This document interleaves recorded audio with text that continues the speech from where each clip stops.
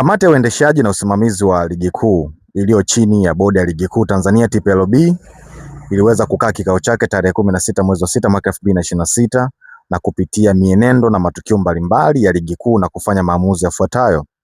Mchezo namba 205 Mashujaa FC dhidi ya Young Africans. Shabiki wa klabu ya Young Africans aliyetambulika kwa jina la Saidi Selemani Ali amefungiwa kuingia uwanjani kwa kipindi cha miezi 12 kwa kosa la kuingia kwenye eneo la kuchezea siku moja kabla ya mchezo, baada ya Young Africans kumaliza mazoezi yao ya mwisho na kumwaga vitu vyenye asili ya kimiminika na udongo kutokea goli la kusini kuelekea katikati ya uwanja, kitendo kilichotafsiriwa kama imani za kishirikina.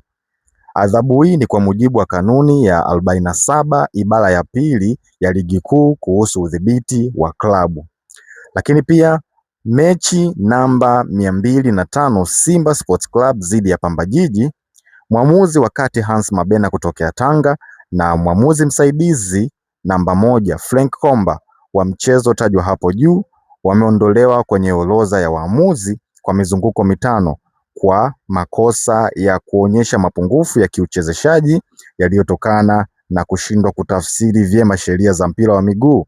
Adhabu hii ni kwa mujibu wa kanuni ya 42 ibara ya kwanza aya ya 1.8 ya ligi kuu kuhusu udhibiti wa waamuzi. Lakini pia klabu ya Simba Sports Club imetozwa faini ya shilingi milioni 10 kwa kosa la mashabiki wake kumwagia maji mwamuzi msaidizi namba 1 wakipinga maamuzi ya mwamuzi huyo mara baada ya kuonyesha kibendera kuashiria mchezaji wa Simba kuotea.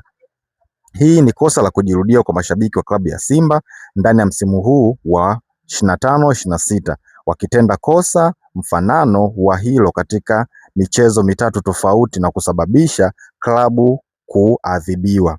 Adhabu hii ni kwa mujibu ya kanuni ya 47 ibara ya kwanza ya ligi kuu kuhusu udhibiti wa klabu. Klabu ya Pamba Jiji imetozwa faini ya shilingi 500,000 kwa kosa la wachezaji wake 6 kuonyeshwa kadi za njano.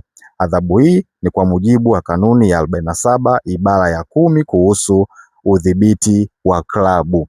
Kwa hizo ndizo adhabu zilizo kutolewa na kamati ya masaa 72. Kwa klabu ya Yanga ni kwamba shabiki wao ameweza kufungiwa miezi 12, lakini kwa upande wa Simba Sports Club ni kwamba waamuzi waliochezesha mechi hiyo wameweza kufungiwa mizunguko mitano, lakini pia klabu ya Simba imeweza kutozwa faini ya shilingi milioni 10. Kwa hiyo hizo ndo adhabu zilizoweza kutolewa muda so mrefu sana. Hivi punde tu taarifa hiyo imeweza kutoka na mimi nimeamua nikuletee hapa mapema kwenye Denga Media TZ.